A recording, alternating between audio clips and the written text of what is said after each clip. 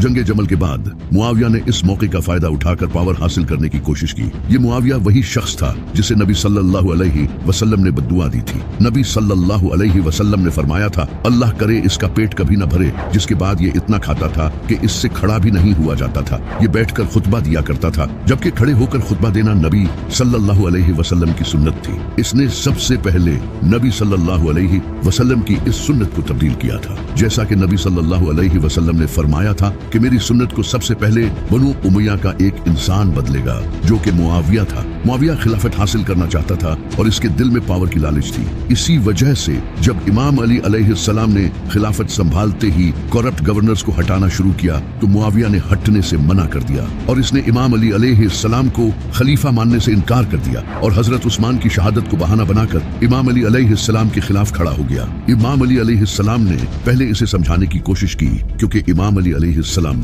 खून बहाना नहीं चाहते थे। आपने मुआविया को खत लिखे कि वो ये बगावत छोड़ दे, लेकिन मुआविया के दिल में इक़्तिदार की लालच थी। इसने इमाम अली अलैहिस्सलाम की कोई भी बात नहीं मानी और हजरत उस्मान की शहादत को बहाना बनाए रखा। इमाम अली अलैहिस्सलाम ने इसे खत लिखा कि उस्मान के खून का बदला लेने के लिए हमें सबसे पहले एक स्टेबल हुकूमत की जरूरत है और अभी हालात खराब हो चुके हैं। लेकिन बार बार समझाने के बाद भी मुआविया ने बात नहीं मानी और बगावत पर ही अड़ा रहा। नबी सल्लल्लाहु अलैहि वसल्लम ने फरमाया था कि जब मुसलमान अपना एक खलीफा चुन ले और इसके बाद अगर कोई बगावत करे तो इसके खिलाफ जंग करो। तो इमाम अली अलैहिस्सलाम ने इसे एक आखिरी खत लिखा, तुमने कहा है कि मैं और मेरे साथियों के लिए तुम्हारे पास सिर्फ तलवार है, इससे रोने वाले को भी हंसी आती है। क्या तुमने कभी अब्दुल मुत्तलिब की औलाद को जंग से भागते या तलवारों से डरते देखा है? थोड़ा इंतजार करो, फिर जिसको तुम ढूंढ रहे हो वो तुम्हें ढूंढेगा और जिसे तुम दूर समझते हो वो तुम्हारे करीब आएगा। मैं थोड़ी देर में महाजरीन और अंसार और नेकी के साथ उनकी पैरवी करने वालों की एक ताकत के साथ तुम्हारी तरफ तेजी से आ रहा हूँ।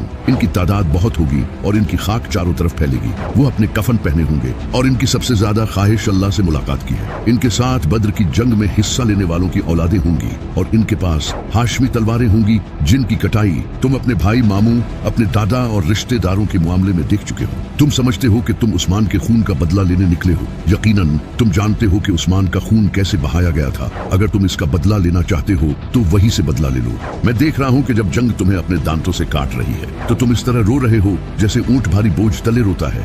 तो अब इमाम अली अलैहिस्सलाम ने इसको इसी की जबान में समझाने का फैसला किया। इमाम अली अलैहिस्सलाम ने कूफा और बाकी सारे इलाकों से फौज जमा करना शुरू कर दी और दूसरी तरफ मुआविया ने भी सीरिया में फौज तैयार करना शुरू कर दिया। दोनों तरफ जंग की तैयारियां शुरू हो गई और आखिरकार इमाम अली अलैहिस्सलाम अपनी फौज के साथ कूफा से दरियाए फुरात की तरफ रवाना हो गए और मुआविया भी अपनी फौज के साथ शाम से दरियाए फुरात के किनारे पहुंच गया। इसने यहाँ कैंप लगा लिए और अपने लिए पहले ही एक स्ट्रेटेजिक लोकेशन तलाश कर ली ताकि जंग में इसका फायदा उठा सके और इसने पानी पर कब्जा कर लिया। जैसे इसके बेटे यजीद ने करबला में इमाम हुसैन अलैहिस्सलाम का पानी बंद किया था। जैसे ही इमाम अली अलैहिस्सलाम सफीन पहुंचे, आपने वहां अपनी फौज के साथ कैंप लगा लिए। अब दोनों फौजें आमने सामने आ चुकी थी। एक तरफ इमाम अली अलैहिस्सलाम की फौज में इमाम हसन, इमाम हुसैन, हजरत अब्बास, मोहम्मद बिन अबी बकर, अमार इब्ने यासिर और मालिक अश्तर थे। ऐसे लोग जिनके दिल ईमान से भरे हुए थे। जैसा कि अमार इब्ने यासिर, जिनके बारे में नबी सल्लल्लाहु अलैहि वसल्लम ने फरमाया था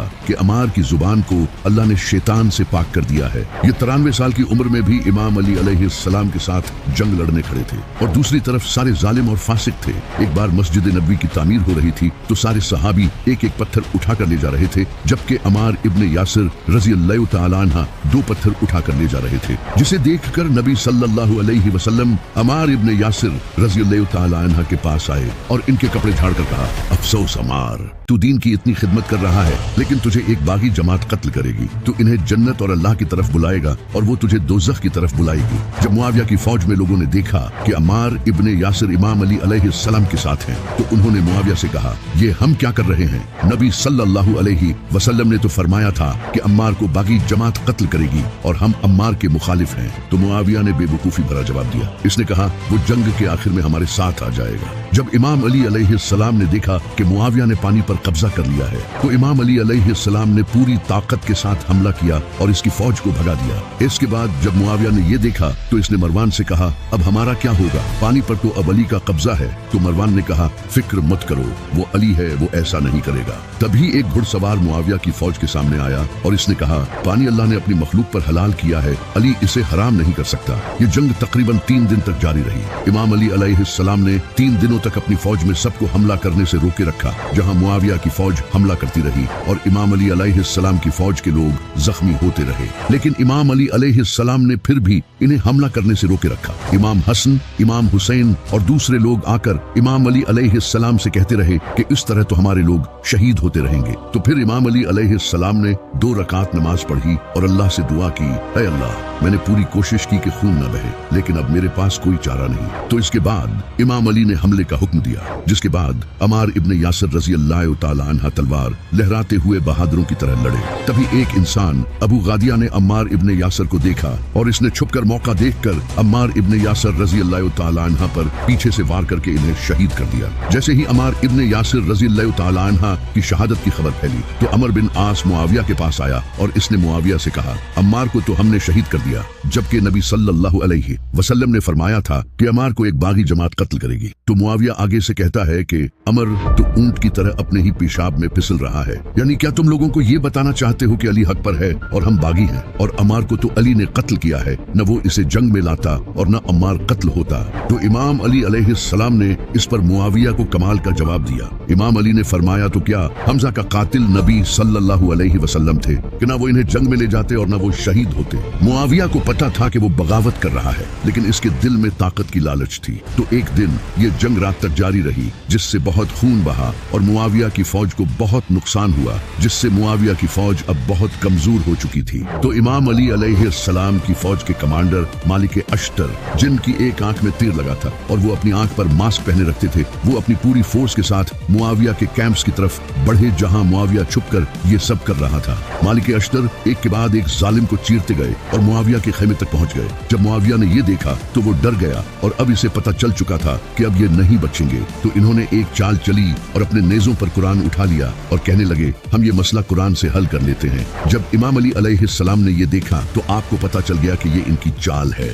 लेकिन इमाम अली अलैहिस्सलाम की फौज कुरान को देखकर पीछे हट गई और कुछ इमाम अली अलैहिस्सलाम के साथी कहने लगे कि हमें इनकी बात मान लेनी चाहिए और जंग यही रोक देनी चाहिए। लेकिन कुछ इमाम अली अलैहिस्सलाम के साथी कहने लगे कि ये इनकी चाल है। इमाम अली अलैहिस्सलाम को भी यही लगता था, क्योंकि इमाम अली अलैहिस्सलाम जो कि कुरान की एक एक आयत का इल्म रखते थे, जब जंग से पहले इन्हें कहा करते थे कि आओ मेरे सामने और कुरान से उस्मान के खून का फैसला करें, तब ये लोग सामने नहीं आए और अब अपनी जान बचाने के लिए ये बुज़दिल कुरान के पीछे छुप रहे हैं। लेकिन आपके साथियों ने इमाम अली अलैहिस्सलाम को मना लिया। तो मुआविया और इमाम अली अलैहिस्सलाम के दरमियान एक मुआहिदा लिखा गया, जिस मुआहिदे में इमाम अली अलैहिस्सलाम के नाम से पहले खलीफातुल मुस्लिमीन लिखा था। जब मुआविया ने यह देखा तो इसने कहा कि मैं अली को खलीफा नहीं मानता, ये खलीफा लफ्ज हटाओ। तो इमाम अली अलैहिस्सलाम ने कहा कि नबी सल्लल्लाहु अलैहि वसल्लम ने सही कहा था। जब सुलह हुदैबिया के मौके पर कुफार ने नबी सल्लल्लाहु अलैहि वसल्लम के नाम से पहले रसूलुल्लाह हटाया था, तो मैंने कहा, या रसूलुल्लाह, मैं आपका नाम नहीं मिटाऊंगा। तो नबी सल्लल्लाहु अलैहि वसल्लम ने खुद अपना नाम मिटाया और नबी सल्लल्लाहु अलैहि वसल्लम ने मुझे कहा था कि अली,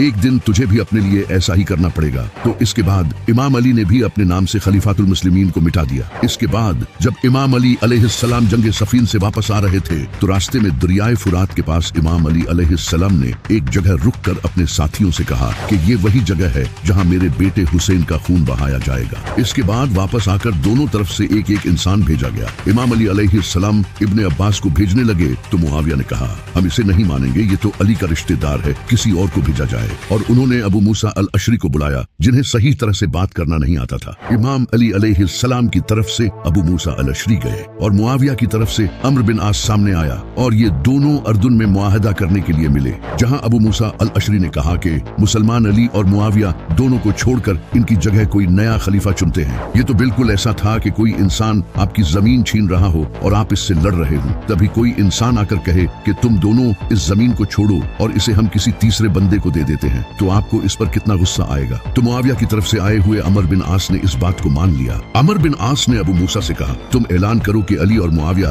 दोनों को मैंने हटा दिया है और फिर मैं भी यही ऐलान करूंगा। तो अबू मूसा अल अशरी ने यह ऐलान कर दिया, लेकिन अमर बिन आस ने धोखा दिया और लोगों को बोल दिया कि मैं अली को हटा रहा हूँ क्योंकि अबू मूसा ने अली को खलीफा हटा दिया है और मैं मुआविया को खलीफा बना रहा हूँ। जिस पर अबू मूसा अल अशरी को गुस्सा आया और इसने कहा कि अमर तू तो कुत्ते से भी गया गुजरा है। इसके बाद दोनों के दरमियान लड़ाई हुई। जब इमाम अली अलैहिस्सलाम के कुछ साथियों ने देखा कि आप मुआविया से अग्रीमेंट कर रहे हैं तो ये इमाम अली अलैहिस्सलाम का साथ छोड़कर इमाम अली अलैहिस्सलाम के ही खिलाफ हो गए।